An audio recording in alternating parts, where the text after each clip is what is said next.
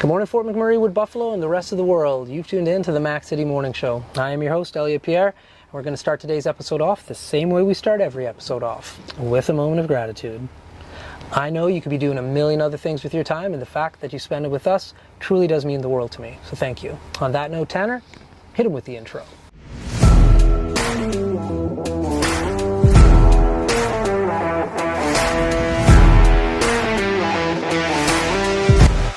How's it going, you guys? It's Jake White, JJW, coming at you from Norrell Toyota in Fort McMurray. Just wanted to say hi and come on down, check the place out. Hi, my name's Richard. I'm the service manager here at Norrell Toyota. Hi there, I'm Adam. I'm here at Norrell Toyota. I'm a product advisor. Hi, I'm Cass. I'm the appointment coordinator. Happy to help you. Hey, it's Keith Simpson here. I'm the general manager of Norrell Toyota, soon to be Fort McMurray Toyota. Pretty excited for our new dealership. As you've seen, you met all my staff. These guys are all my family. We're here to take care of you. Come on down and be part of our family. And we are back. Big shout out to Norrell Toyota, our title sponsor for today's episode. We really do appreciate your ongoing support. As everybody at home knows, I do not introduce my guests because they can do a better job at that than myself. So sir, can you please tell everybody at home who you are and what you're about? Brad Hamilton, working at Umbrella Group of Companies.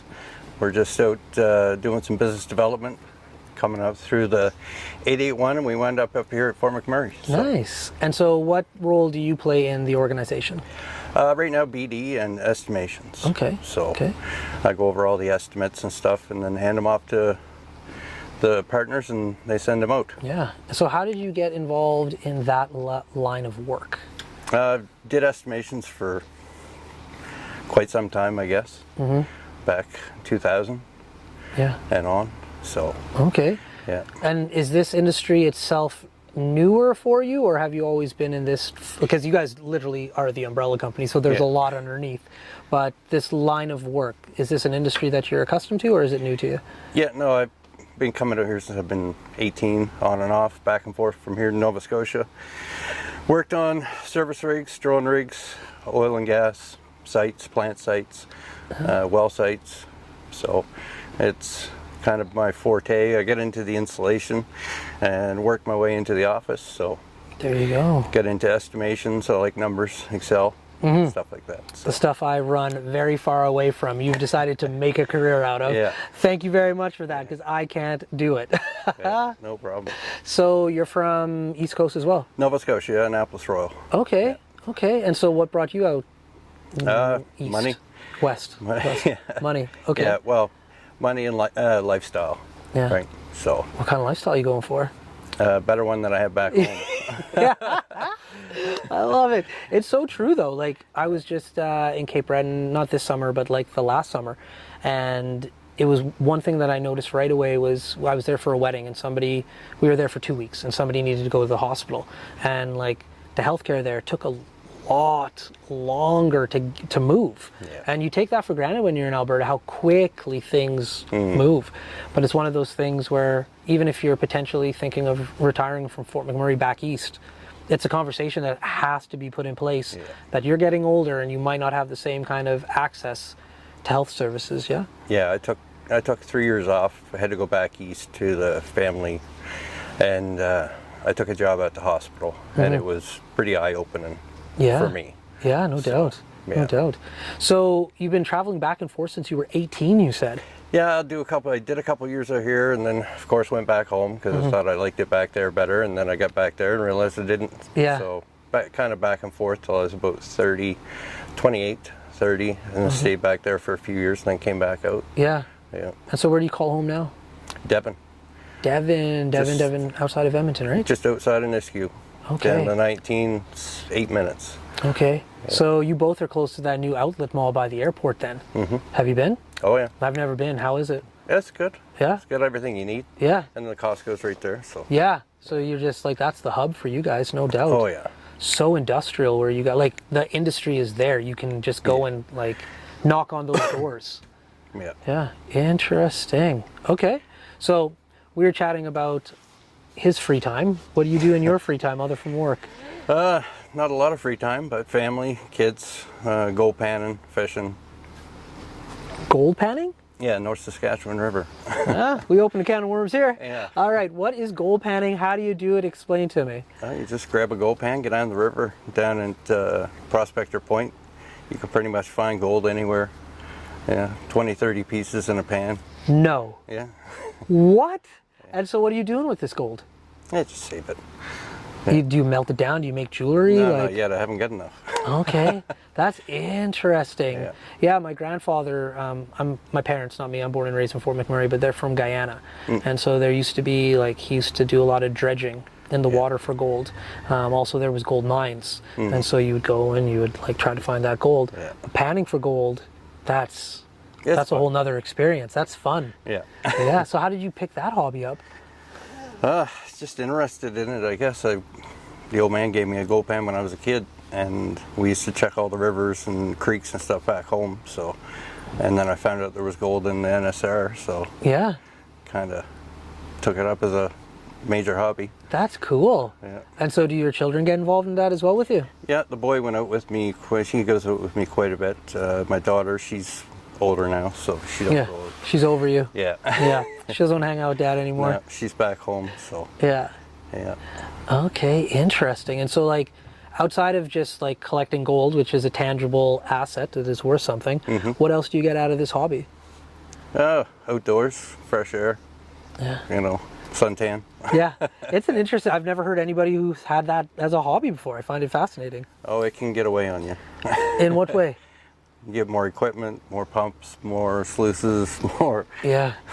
I don't know. I got a truckload anyway. So, Yeah. Yeah. That's cool. It's a hobby like anything else. Yeah. Your hobby has a chance of generating some income. It pays off. Yeah. Yeah, that's so fascinating. Right now, I think it's at 102 a gram, Yeah. 104, something like that. That's so interesting, especially like Alberta. I went to summer camp one time down in Edmonton, and they were talking about like the Klondike days and the rush and everything. So like it is there to get. It's still there. Yeah. Yeah. Yeah. We take it for granted here in Fort McMurray, but in Alberta, like the amount of resources and natural resources we have are just literally everywhere. Everywhere. Yeah. Yeah, very cool. Okay. Yeah. So how old are your children? Well, my daughter's going to be 21 in September. And my son is 13, just turned 13. Oh. So So boy, he's lots of years yet. and he's at that age now where he's going to start flexing his muscle. You got two Hey. lions in the house. Yeah, right. Yeah. He actually probably wants to do what you're doing right now. Yeah, So. tell him not to. Yeah. It's awesome, but it's so much work. I have a 9-year-old, and he wants to do it so badly. Yeah. And so with him, because I used to vlog, so he's like, I want to do a vlog too, Dada. And I was like, all right. And so we would film one, but we never aired it online. We just put it in like a group chat for the family so that they could see. And fast forward, that was when he was like 3 to 5. And so now we go back and we watch those episodes, and he's just like, oh my God, Dad, they're so cringy. And I'm just like, yeah, they're horrible. But when you were 3 and 5, you begged me to put those online. yeah. And he's just like, yeah, I'm so glad I didn't. And I'm just like, yeah. So it's one of those things, like when you put something online for this, like people are going to see it. Oh, yeah. And when you're at that age, you probably don't want to be online. No. Like I tell my son all the time, he tried to convince me to get him a cell phone last week. And I said, listen, for one, you don't understand. Do you want me to have a low jack on you? Yeah. And he's just like, what? And I was like, you want me to know where you are all the time? He's like, no, of course not. 360 app. Yeah. I was just like, I don't want to know where you're at all the time. I want you to go and like make mistakes, have fun, get lost. And then like when you have a phone, like when you go to a party in the future, I'm just like, don't get in pictures. I don't understand why kids are always snitching on themselves on parties now. Like taking a picture and posting it 2 days later, busted. Yep. So like I'm trying to teach my kid like this is cool, but like Yeah. your anonymity is something very important. Like try to hold on to that as long as you can. Yep. So tell your son. And this doesn't pay very well either. You got to do it for years and years and years. But yeah, very neat. Cool, man. So what kind of activities is he into other from like social media? Mainly just social media. He's got his scooter and stuff, and him and the boys go to the park all the time. We live basically in a field of a Catholic school. So Okay. the park is right there, the fence, our yard. So Nice. yeah, he gets to go hang out and stuff. So Free reign. other than going gold panning and fishing, you know. So So outdoors is a big component of your life then. Try to make it as much as possible, but of course, working the hours that we keep, and sometimes you're on the road. Yeah. A lot. Yeah. So, Yeah. yeah. So is that something from your childhood that you picked up? Oh yeah. Well, Yeah. like what kind of outdoor? Because although the same country, the provinces are dramatically different. Oh yeah. We'd spend all summer up on, we called it the North Mountain, you guys would call it a hill, right, in the valley. So you just go up back and follow the creek up and stay there for the summer, or a couple weeks at a time. Yeah. Catch your dinner out of the brook and call it a day. Nice. Right? Build brush camps in the winter and go hunting and fishing. Yeah, that's cool. Like where you guys are out in Devon, are you a little bit more rural than Edmonton? Like, is it similar to Fort Mac? I've never been to Devon. It's more rural because it's only going to get so big. There's farm field all the way around, and then the river on the other side. So, Right. But there's lots of trails. There's walking trails everywhere through there. I think it's connected to Edmonton. Oh, wow. So Gorgeous. Yeah, it's one of those things where, like, growing up here in Fort Mac, like, we're literally in the middle of the nowhere. So there's, like, nature everywhere. And I remember hearing about, like, the East Coast where you guys are from and thinking, like, oh, man, there must be water. Like, everybody's, oh, the water, the water. But when you go out there, the amount of, like, plant life and forests that you guys have is daunting. Stick. Daunting. Like, you're in the middle of nowhere, there happens to be water around you, that's all. So... Yeah. Interesting. So that transition to Devon, not as rural, but you still have a little bit of that feel. It's got all the amenities, and we're only 20 minutes out of the city. So Yeah. if we need to run to Costco, if we need to run to Canadian Tire, everything down there shuts down at 4:30, and nothing's open on the weekends Yeah. if you're lucky. So That's nuts, eh? Yeah. Like, here, everything's always open, so you take it for granted. But even when I go down to Edmonton, like, my business partner lives in the heart of Edmonton, and I'll be like, oh, I need to go to Shoppers Drug Mart, and I'll be there. I'm like, closed at 7? yeah. What's happening here? Like, it's a weird thing. But, like, yeah, when you don't have the population working like how we do here, there's no need to keep things Open to that time frame. Yeah. Well, listen, man, I know you're nervous, but that's the end of the show. So before I cut you loose, though, everybody gets a shameless shout out or plug. So you have the mic, the camera, the lights. Have fun. Oh, shout out to the wife and kids, I guess. That's the best shout out ever. There we go. Well, Fort McMurray, Wood Buffalo, the rest of the world, that's been another episode of the Mac City Morning Show. From the bottom of my heart, thank you very much for tuning in. Big shout out to our title sponsor, Neural Toyota, as well as Carrie from Patchouli Rose and the beautiful people at Coldwell Banker. Hope everybody at home is having a great day, and we'll see you tomorrow. Peace. There you go. Thanks, boss. No worries, man. You guys. Hi everyone, it's Carrie with Patchouli Rose here at Thickwood Barbershop. If you're wondering what to get your loved one this season for Valentine's Day, I make an all-natural anti-aging skin serum called Good Skin.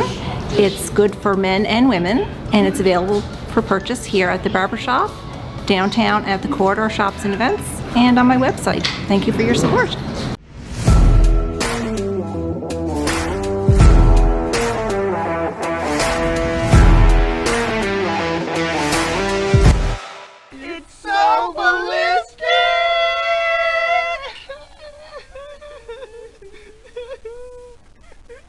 Talk about quenching your ugly thirst.